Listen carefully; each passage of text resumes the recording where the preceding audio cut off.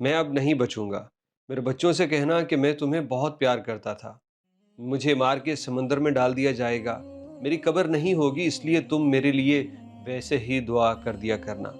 ये वो दर्दनाक अल्फाज हैं उस बदकिस्मत पाकिस्तानी के, जो एक अच्छे मुस्तकबिल के ख्वाब सजाए हुए गैर कानूनी तरीके से यूरोप जाने की कोशिश करता है, और फिर समंदर पे अफ्रीकी वहशी दरिंदों ने उसे ऐसा बुरा टॉर्चर करके कत्ल कर दिया कि काश वो पानी में डूब के अगर मर जाता तो ऐसी तकलीफ ना होती जो कश्ती के ऊपर उसे टॉर्चर करके एक एक सेकंड करके उसे मारा गया।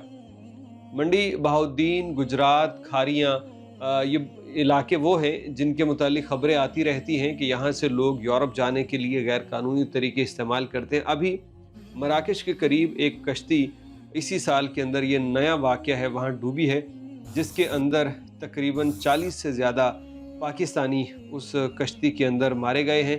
टोटल बताया गया था कि 66 पैसेंजर्स थे जो कि मराकश के ज़रिए यानी अफ्रीका से स्पेन जा रहे थे गैर कानूनी तरीके से, और इन तमाम लोगों में से ज़्यादातर मर चुके हैं और बहुत कम हैं जिनको बचाया जा सका है।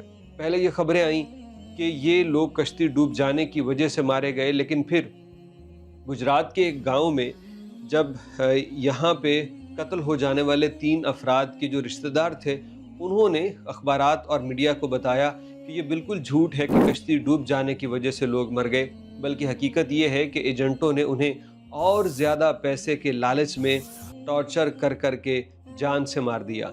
और जो तफसीलात उन्होंने बतलाई हैं वो ये कि इस कश्ती में ज़्यादातर पाकिस्तानी थे। ये अफ्रीकी काले, ये जो स्मगलिंग करवाते हैं अफ्रीका से यूरोप के दरमियान, ये पूरे मुसल्ला थे, असलहे से लैस कश्ती पे इन लोगों को ले जा रहे थे। कहते हैं कि रास्ते में इन लोगों ने कश्ती को रोका और तमाम लोगों के हाथ पैर बांध दिए, और उनमें से जो ताकतवर जिस्म के मालिक थे उनके जिस्मों पे हथौड़ियों से मारने लगे, और इतना हथौड़ियों से ये मारते रहे कि यहाँ तक लोग मर जाते। लोगों की आंखें निकाल ली जाती, उनके दिमाग जो है मग़ज़ बाहर आ जाते, ये इतना उनके ऊपर हथौड़ियाँ बरसाते, और आखिरकार जब वो मर जाते तो उनको समंदर में फेंक दिया जाता।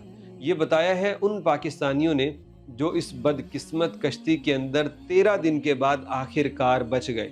ज़्यादातर को उन लोगों ने मार दिया था। ये वैसे तो समंदर ही बड़ा बेरहम होता है, वहाँ पे लोग जान से जाते हैं, लेकिन ये समंदर से पहले जिन्होंने वादा किया था लाखों रुपए लेके पहुँचाने का, ये भी बदनीयत हो गए और इन्होंने उन लोगों को मार दिया। ये उन पे टॉर्चर करके पैसे मंगवाते थे, उनका पैसा खा जाने के लिए बहुत सी वजूहात है जिनकी वजह से ये स्मगलर्स ही लोगों को मार देते हैं। पाकिस्तान में हालात अच्छे नहीं हैं, हम ये मानते हैं, लेकिन भाई इतने भी बुरे नहीं हैं कि हम यूं अपनी ज़िंदगी की खुदकुशी करें। मैंने जब ये मीडिया पे इस बंदे की ये खबरें पढ़ी, ये इनके मामू हैं, गुजरात के करीब एक गांव है जहाँ पे इनके मामू ने मीडिया से बात करते हुए बताया जो उनके जो भांजे इस कश्ती के अंदर मारे गए, उन्होंने उसकी रिकॉर्डिंग सुनाई, मीडिया वालों को बतलाया कि उनको टॉर्चर कर कर के मारा गया, ना कि वो कश्ती डूबने से मरे। वो उनके मामू कहते हैं यहाँ पे वाकई हालात ठीक नहीं है। यहाँ पे एक पुलिस एहलकार है, वो अपनी मर्जी पे जो मर्जी करता फिरे, रियासती इदारों के लोग जो हैं वो जो मर्जी करते फिरे, कोई पूछने वाला नहीं है। बापटा मुलाजमीन जिसके ऊपर मर्जी कोई केस बना दे जाली बिजली चोरी का, या उसके ऊपर मीटर रीडिंग में कुछ ऐसा एक्स्ट्रा बोझ डाल दें, कोई पूछने वाला नहीं। पाकिस्तान के हालात वाकई बहुत ख़राब है, लेकिन मैं अपील करता हूँ तमाम वालिदैन से कि जितने भी हालात ख़राब हो जाएं इंतज़ार कर लें, यूँ अपने बच्चों को मौत के मुंह में ना भेजें।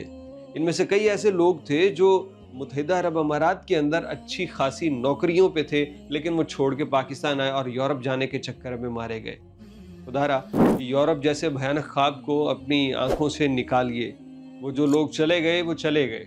आज जो लोग इस तरह से कर रहे हैं वो बेरहम मौसम या समुद्री लहरों की नज़र हो जाते हैं, या फिर यही एजेंट माफिया उन लोगों को कत्ल कर देता है। जो इन लोगों को पाकिस्तान से भेजते हैं वो लोग मौजूद हैं, उनके मोबाइल नंबर सब कुछ होंगे, नेटवर्क्स हैं, लेकिन काश कि हमारी हुकूमत को भी थोड़ा सा रहम आए इन माओं के बच्चों पे जो इस तरह से सितम ज़रीफ़ी का शिकार हो जाते हैं। काश के इदारे हरकत करके इन स्मगलर्स को पकड़ें, लेकिन यहाँ पे ख्वाहिशें ही हैं, हज़ारों ख्वाहिशें ऐसी कि हर ख्वाहिश पे दम निकले। जब बड़े बड़े लोगों को जब तक किसी मसले से परेशानी ना हो तब तक इस मुल्क में کسی کام پہ توجہ دی ہی نہیں جاتی۔